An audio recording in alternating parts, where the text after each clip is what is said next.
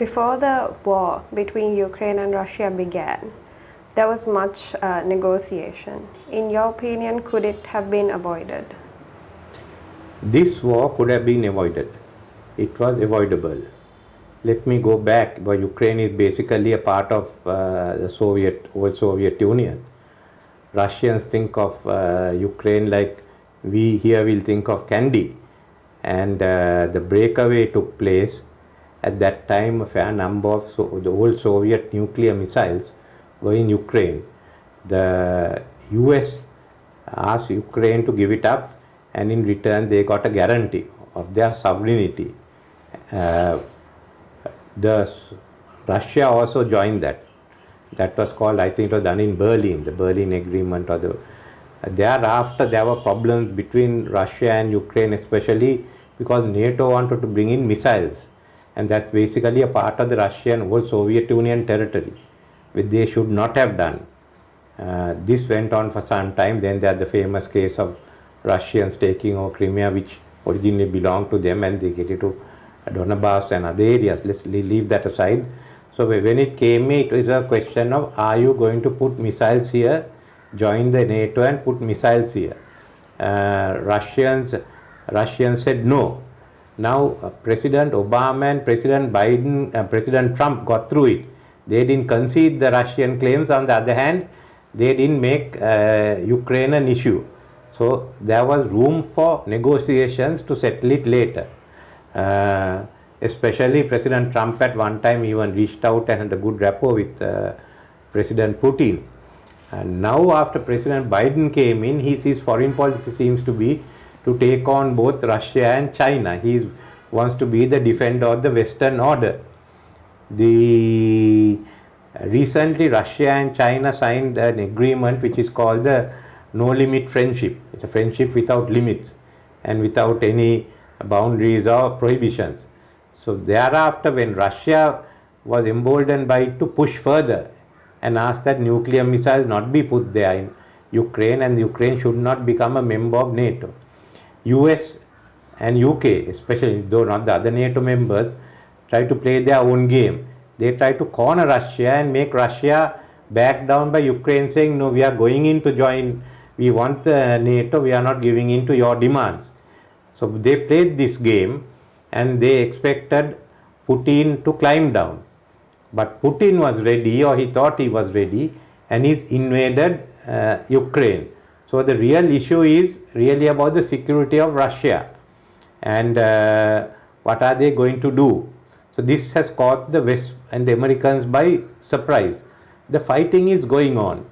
Russians have intervened as Soviet Union in East Germany, in Poland, in Hungary, when Hungary withdrew from NATO and from the tried to join the NATO, and then Czechoslovakia in 1968. So they have the experience.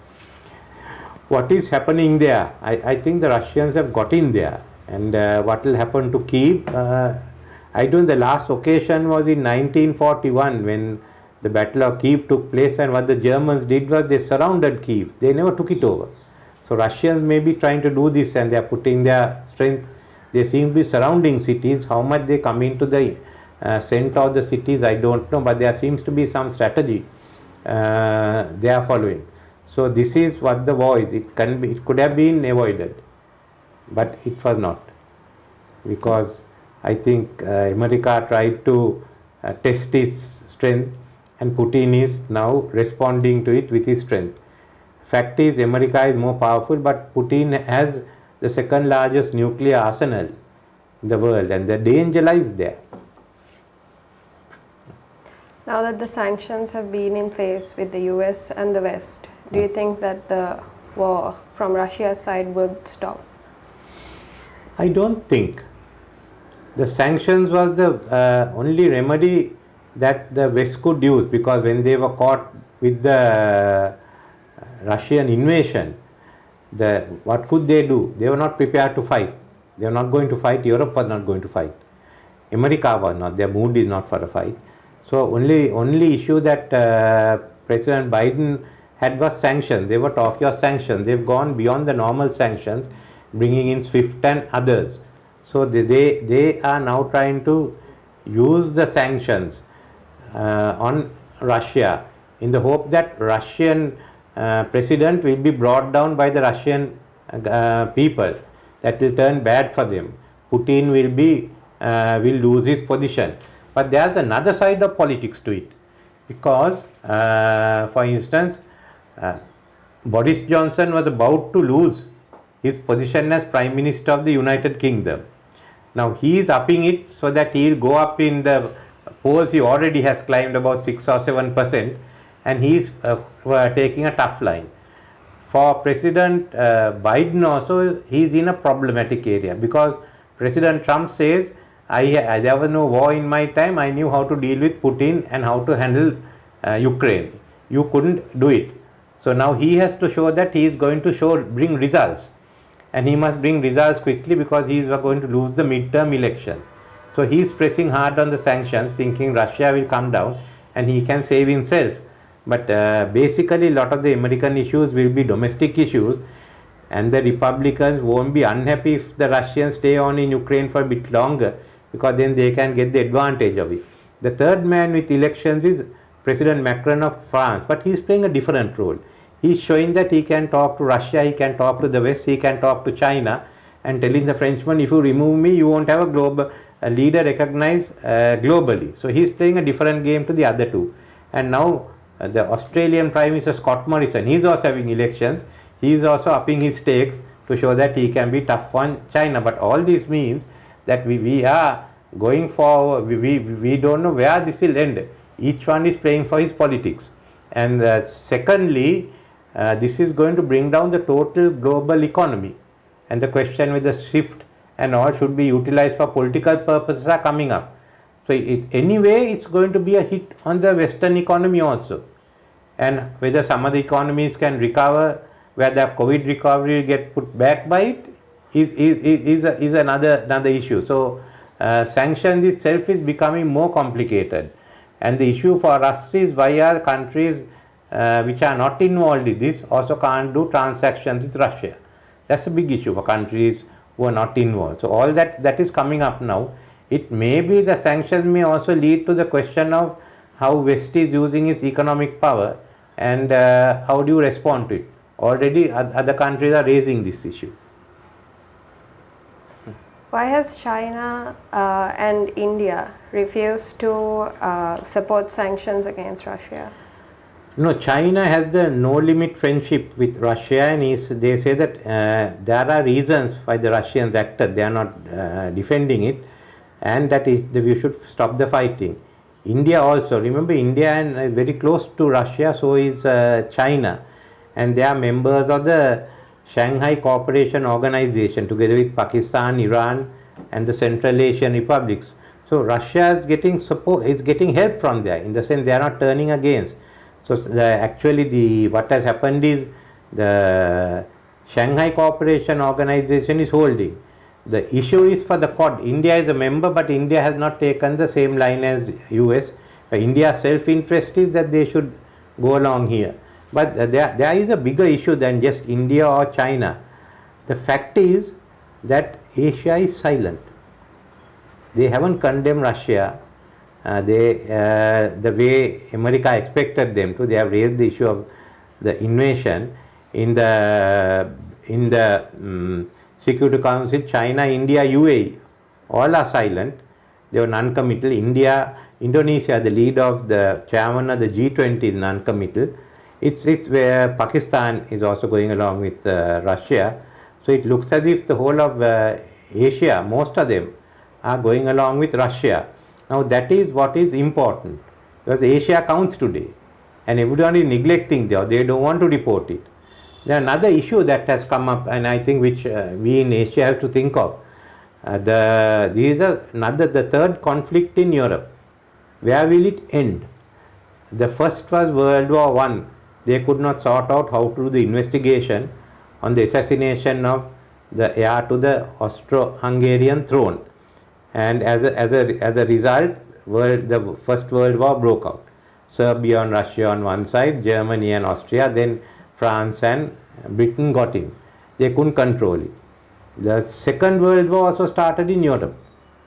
And by 1940, apparently the Germans controlled the whole of Europe and Britain was actually isolated. Britain could not have survived till 1942 when Russia and America were attacked and came into the war without the help of the Asians. We gave about, South Asia alone gave about 2.5 million soldiers. And a lot of the other resources came from Asia and Africa together with Australia and Canada. But without this, Britain could not have survived without its empire. And when the war was on, remember that China, about 5 million Chinese between the nationalists and the communists, tied down the Japanese. So that the land war was basically 5 million tying down the Japanese in the Asian continent, and then the British 14th Army with the Indians tying it down in Burma. So American soldiers could go up. The US destroyed the Japanese navy. So without it, the war could not have been won. චුටි දෝනි ඔයා ලොකු වෙලා කවුරු වෙන්නද කැමති? අපි ඔබේ සිහින මාවත සරසන්නෙමු. දහස් ගණනක් ශ්‍රී ලාංකික සිසුන්ගේ වෛද්‍ය සිහිනය සැබෑ කරදුන් IMC Education විදේශීය වෛද්‍ය අධ්‍යාපනයේ දේශීය සන්නාමය.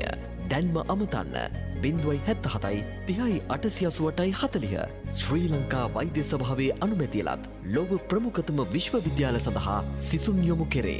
The French lost their territory. They started a government in exile, Free French. They only had a building in London. Then they asked all the French colonies to support the Free French. All the Frenchmen who were governors said no. There was one African governor, Felix Eboy of Chad. He declared for France, Free France, and that's how the French came up. Whole of Europe was under the Germans. It's we here who gave the manpower to get Europe liberated. And okay, the Europeans and Americans, Russians put the next world order. That collapsed in 89, but nevertheless the West and Russia has been running this. Now we find is that they are bungling and they are going for a third conflict.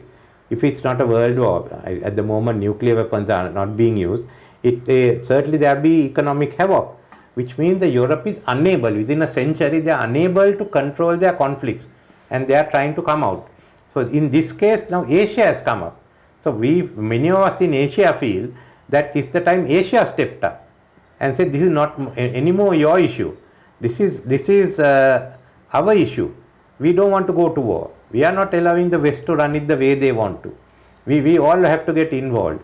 And the Asia staying silent is a message, because now the African Union has also not taken part. Though Brazil and Argentina supported US, the Mexicans have stayed out.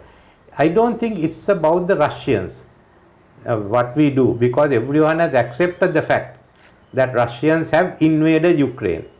We know they have a reason, they had a problem, they have invaded Ukraine, but the problem there is not that. If you ask everyone, they'll say Russians have invaded Ukraine.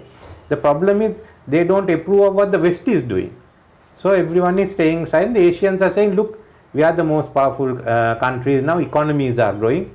We can't get affected by this. We can't have a world war. We have our disputes, but we haven't gone to this extent. So what's happened? Look at China and India had some problems on Himalaya, but if somehow they were able to sort it out. But here, on this main issue, they want to start a world war to win their elections. And therefore, the Asian view is, look, we can't allow the West only to decide the rules of the world. That Asia must come in. And that is what I think the view I have and many others have. There are no need to get involved. I think the government of Sri Lanka has also been non-committal like all the others, Bangladesh, everyone. Some of them who have commented and not said who has invaded whom. They said the invasions are bad and the war must stop. So this has been, this is what the media is not highlighting, because the West can't accept the fact that Asia today is also calling the shots.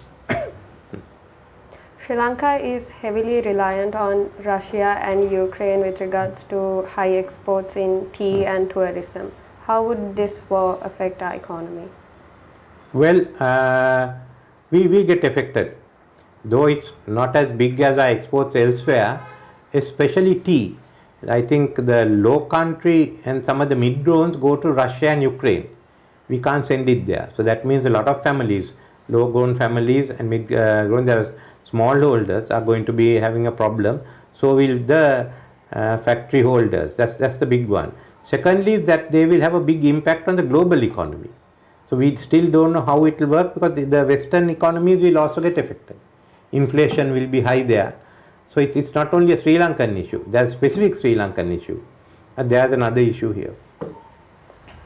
How can our economy be not affected by what's Everyone happening? will be affected by this. It's how we go out. But there are a lot of potential now for Asia to think on its own.